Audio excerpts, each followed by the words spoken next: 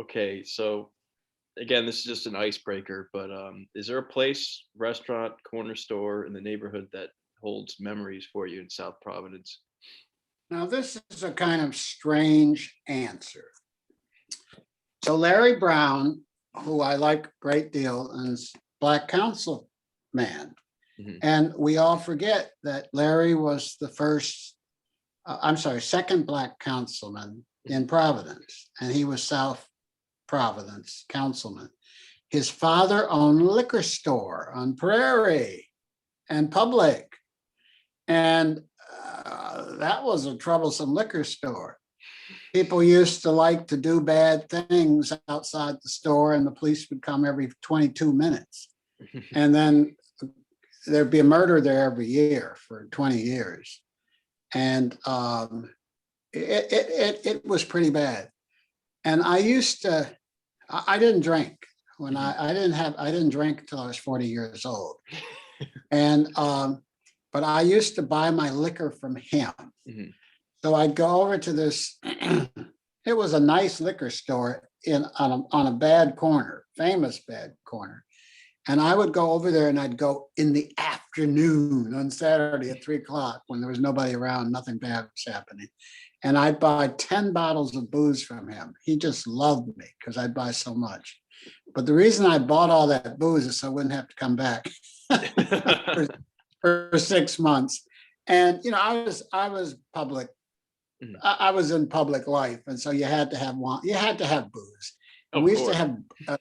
have yard parties. And if I wasn't lucky, they drank up all my booze from Mr. Brown's liquor store at 1 or 2 settings. And then I'd have to, instead of 6 months, I'd have to go back. But anyway, he loved me coming because, as I said, I'd buy 15 bottles. Mhm. And everybody else was buying 1 bottle, half a bottle. Super low income folks were coming in, 3 people buying 1 bottle of wine together. And so I was a big buyer. And I loved that. I loved his liquor store. Now, a very sad thing happened at the end of life. He died, and the family threw his records away. Oh no. I believe it was the first, archivist, you'll like or not like this. Yeah. That's not I like believe his was the first Black liquor store in Providence. Yeah. Yeah. And you just think the records got burnt. They fixed it, they cleaned the place up real fast and painted it and sold it after he died. So that was kind of my favorite, unfavorite, complicated story. Place in South Providence. Anyway, I'm sure you'll come to other things that relate to Sure. I used to go.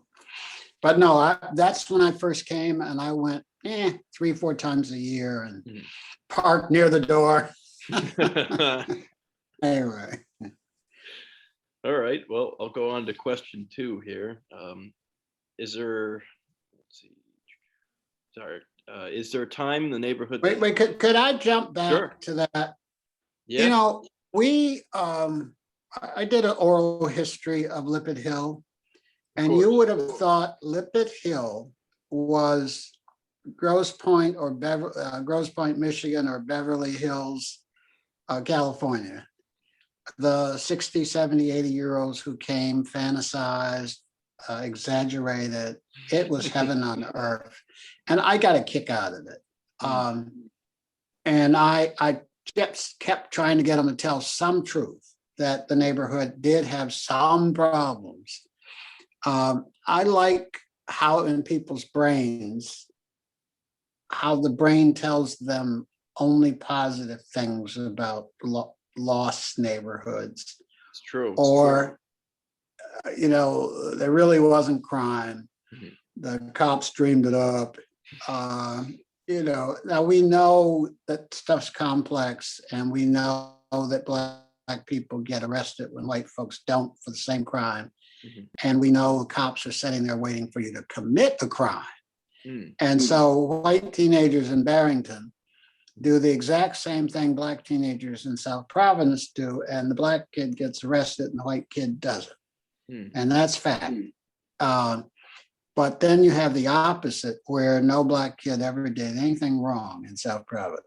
And, and I'm just relating it back to the liquor store where there were problems outside. Mhm. Anyway, It's interesting you bring that up because you know, there's a whole discussion about oral history and memory and how it's gets skewed over time compared to, the present moment of the past. So sometimes people will choose or remember things differently later in life too than they did in oh that yeah, moment. oh, when they were 19, yeah. Yeah, But exactly. also, if people are bad mouthing your neighborhood, you want to come to the defense. Yeah, And naturally.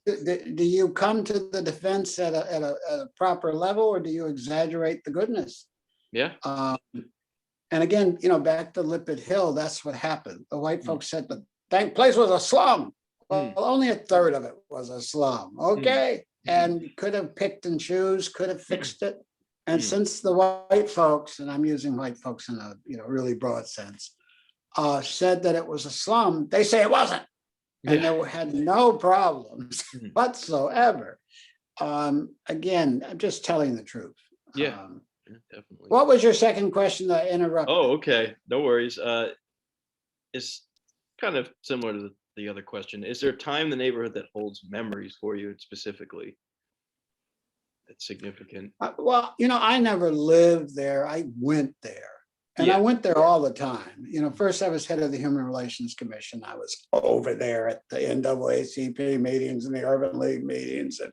And I was every place. And on top of it, I was trying to learn the neighborhood. Mm, It was the Black neighborhood by then. And in the 1980, 81, 2, 3, 4.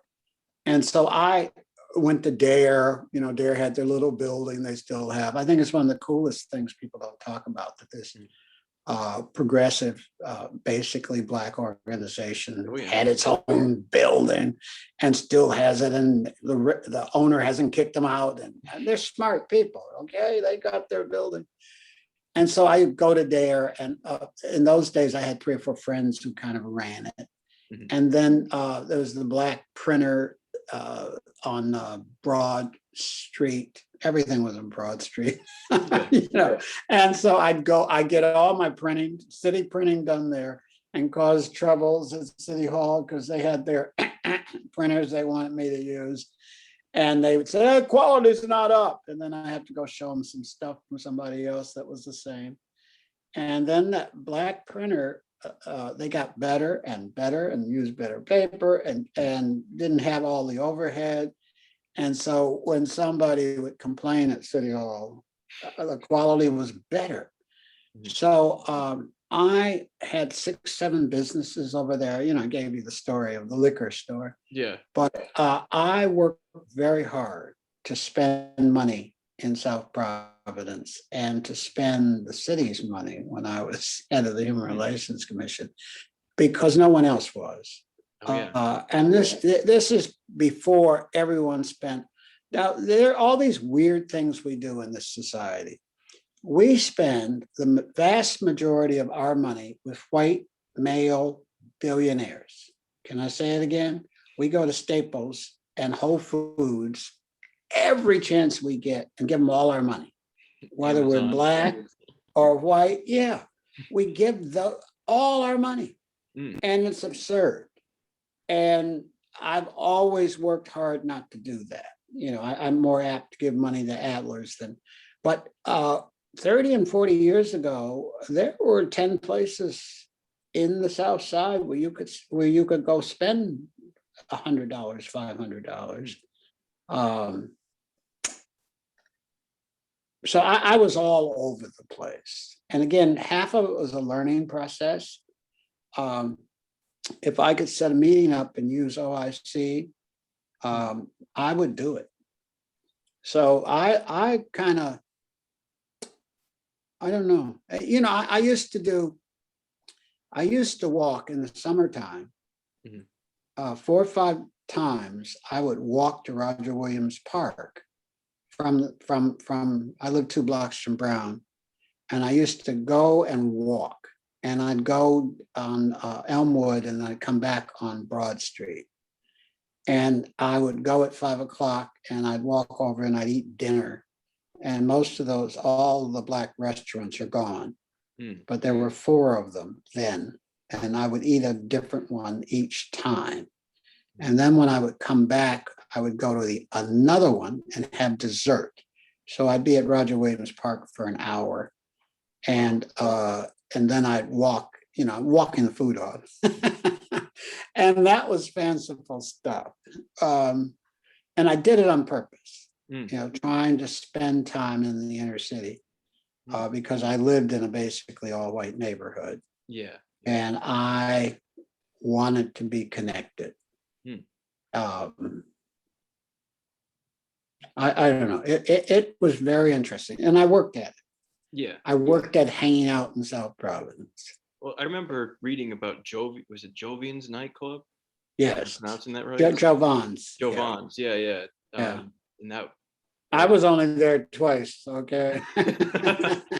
I was just thinking of nightlife in South Providence. Yeah, I'm not going to say anything negative. How about it was too cool for me? A lot of big acts went through there. A lot of good hip hop groups. Yeah, well, that was the other reason I didn't go. I'm a Motown man, but anyway, if it's not jazz or Motown, I'm not much interested. Yeah, I'm a blues guy basically. I love blues music and some jazz. Now, was there ever a blues place over there? I don't remember one. I don't think so, no. But I know a lot of the Celebrity Club would have probably been where those guys would have ended up. Right, but that's off North Main on the east side. Yeah, totally different area. Yes. Okay, what's your third question?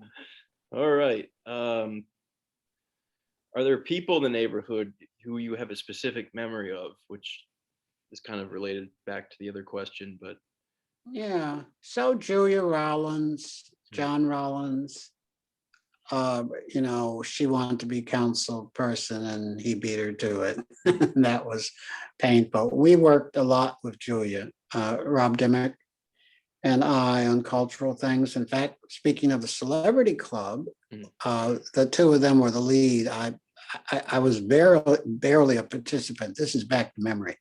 I remember my roles much bigger. I did 2%, and now I feel like I did 33%, and I didn't. But I might have helped with a little money, and they did the Celebrity Club as a 30 years after it had closed. Sure. And they did it at Roger Williams Park at the city's museum, and packed house, people hanging out the door. And that's the first time we did that reenactment. And Julia Rollins and Rob Dimmick co-produced, and Rob directed it, and she found that, Rob wasn't as connected in those days, and Julia was, and she got all the singers and the performers and the musicians who do, we can't pay you that. And they'd say, oh, you're trying to cheat us. And Julia would say, you're going to do it or you're not. Okay, this is all we got. And of course, neither one of them made a dime. They spent it all on the musicians. So I think Julia Rollins might be my best memory and connection. I want to be careful because there are all kinds of other people, Ann Clanton at the Langston Hughes Center, Michael Van Leesten of course at OIC and the like.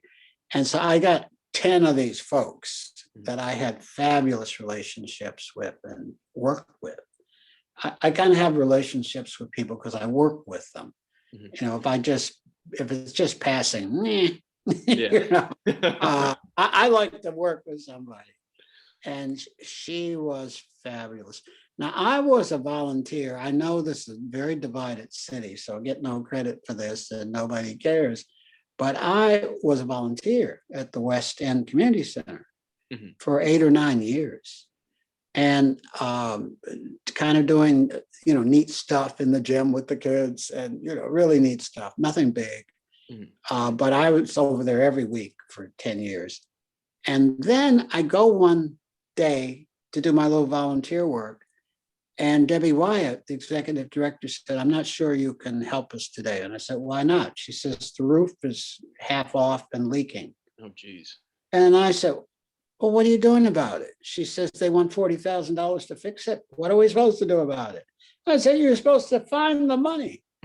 And that's when I found out that Buddy Cianci, here we go now. I found out Buddy Cianci had basically built the West End Community Center. So I said, it's his responsibility. And they said, how do I? And I got on the phone in her office and I called him. I said, Mayor, I used to call him Mayor, Mr. Mayor. And I told him what had happened and they needed $40,000. He says, give me a little time, and hung up on me. And I didn't know him very well then. And I said, I think he said no. And she said, well, that's a big ask, or something like that. And remember, do inflation, 40,000, it's got to be 100,000. Oh, easily. By today's standard. Oh, yeah. And this is 1983.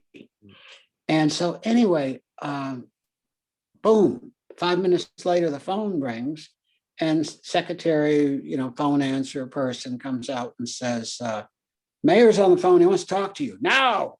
And, and that's how Buddy was.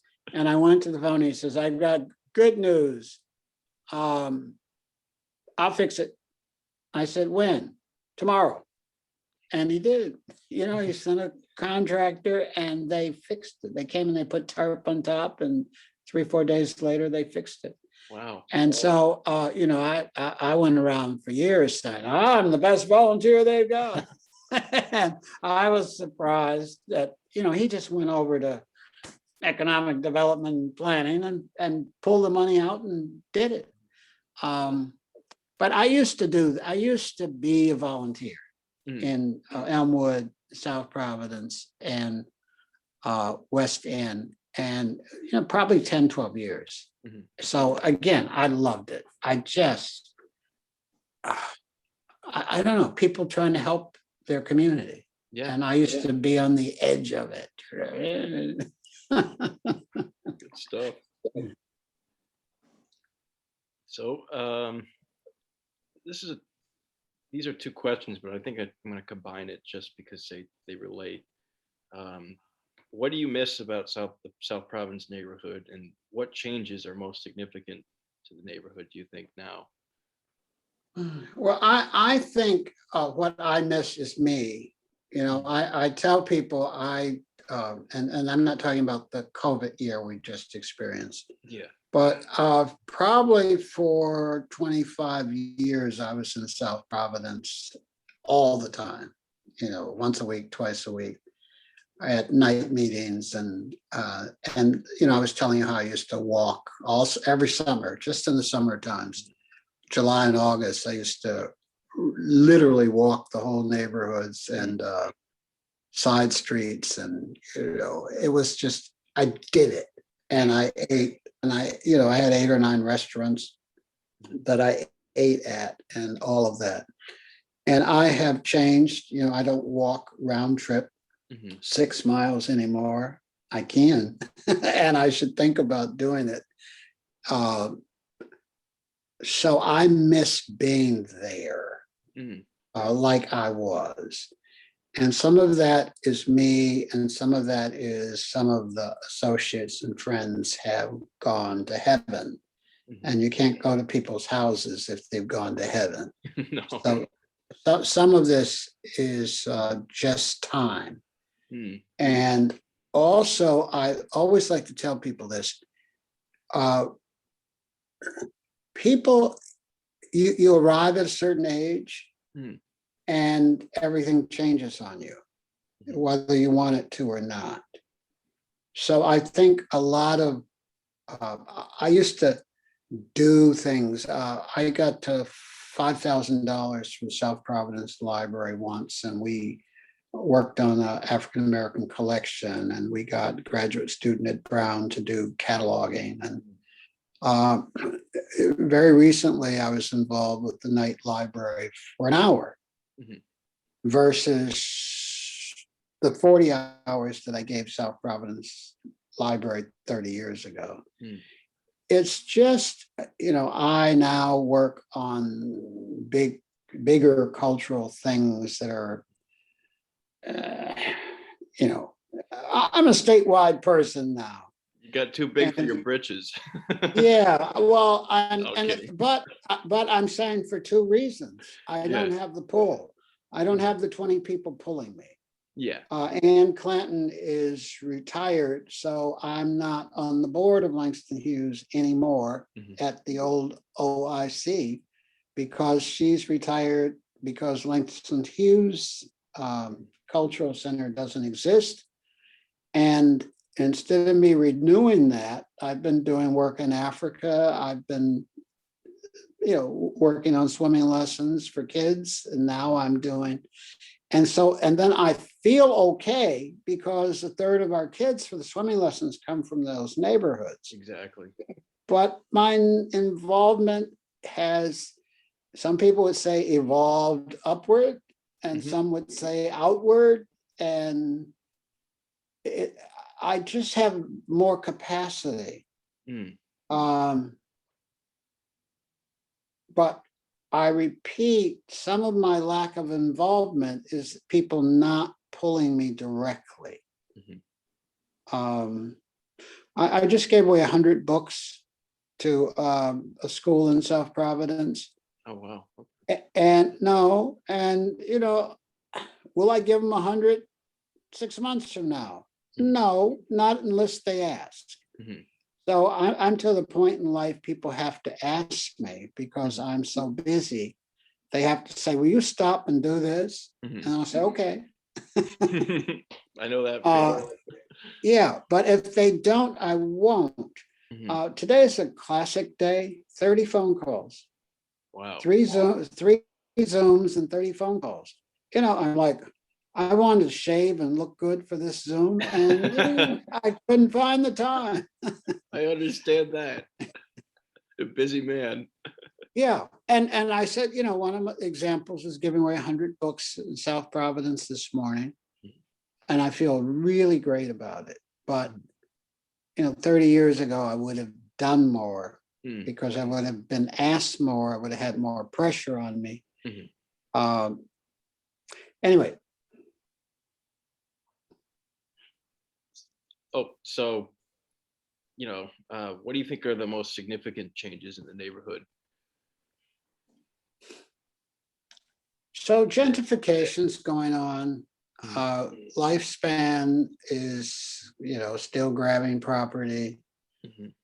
But you see little stuff up and down Eddy Street and those places that are, and gentrification is moving a little slower than it is in some other places. In the West End of Providence, gentrification is moving along. And in Mount Hope, it Definitely. is galloping along. And half, and then you have strange gentrification. In a place like Summit neighborhood, the property values go up, and the black the black population goes down, the Latino population goes up a little bit. Mhm. Every neighborhood is different, Sure. and I think South Providence is changing, but not at a rapid pace. Mm. But That's good. everybody, black and brown, I know that lives there is worried. Mhm.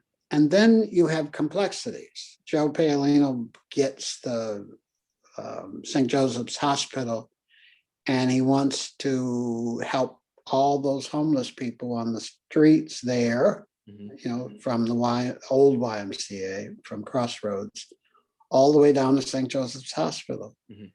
And the leadership says, no, we Mhm. got enough homeless people already. And he says, I want to house them Mm. better. And the answer is no. Now, I was on his side because when you've got 300 and 400 homeless people Mhm. standing on the street in front of a building, why can't they live in it? Mm. But folks in South Providence is saying we're doing enough. Why can't they be housed someplace else? And so, I just give that example of how complex all this stuff is. Oh, for sure. They're both right, they're both wrong, they're both, and it'll be interesting to see what happens. And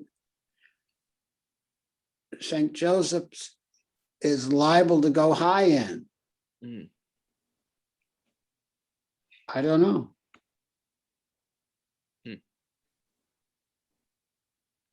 So I think the neighborhood is changing, not as rapidly as people think. There are things that I would like to see improve. I'd like to see Grace Cemetery get gentrified. I'd love to see it It cleaned didn't up. have any room for new burial. It Oh, could be yeah. like the North Burial Ground. And well, better, yes. Yeah. Yeah. I've answered you. Yeah, so that's essentially all the questions. Yeah. Is there anything else you'd like Well, to add, or? No, I wish we could be more comprehensive. Mhm. I wish, Brown University has a plan, 5-year plan, like the old Soviet Union. They have a 5-year plan. And they say, we're going to do this, this, and that in the next 5 years. Mhm. And half of it's small, and the other half is build a huge dorm for 400 students. And Brown seems to get what they want, and they seem to get it done in the time periods that they look at. Now, they have resources, they have donors, they borrow our money. Did you know they get state bonds to do that stuff at the private school? No, I And didn't. it's very interesting. Oh, yeah. Oh, yeah. And I would like to see that happen for South Providence. I would like us to have a 5-year plan. Number one priority is people who currently live there. Mhm. How do we improve their lives? And then I'd like to see a tree planting program. Plant 5,000 trees in 5 years. That's 1,000 a year. That's nothing. I'd like to see Grace Cemetery turned into almost a park, perfectly doable. We, Stages of Freedom, got a gravestone for Sister Etta Jones. It is so elegant. It is so, and one of these successes. And I said to myself, now I should go back and help the cemetery, but I've got my problem. I told you, I'm so busy today, I don't know whether I'm turning or going. And when I'm done talking to you, I have to run off to a 4 o'clock Zoom. Oh, boy. No, and I got to shave before the Zoom. I'll be sure to give you a few minutes. Yeah. And well, I don't know if that Zoom is more important than you. Oh, yeah, But, this is informal. This is fun. Tell me that. But I was telling you how I would like to see a 5-year plan for South Providence, and it have to be real. And we have to spend $100,000 on a planner and some graduate students and 30 people from the neighborhood. And we sit down over bagels and lightweight bagels, and we meet and talk. And then people like me could sit on the edge of the table. Because I told you, I'm concerned. I've been involved 10 times. I tried to help organize for Grace. And so what I did for Grace is we did the gravestone for Sister Etta Jones, the greatest singer of her race. And then we got 17 gravestones uprighted. Wow, okay. That's nice. Yeah. That's great. I got them for free from a man who really came down. He brought his folks in, and in 3 hours he did that. And he normally charges $300 a stone. He did it for free. Now that's 3 years ago. And on my list of things to do is get him to come back and do 17 more. Yeah. But I don't get around to it because first he was very kind to do it. He gave us $2,200 worth of free labor. And so that's why I thought I'd wait 2 years before I ask him again. Now, this Zoom, I told myself this morning, this Zoom's going to make me do that.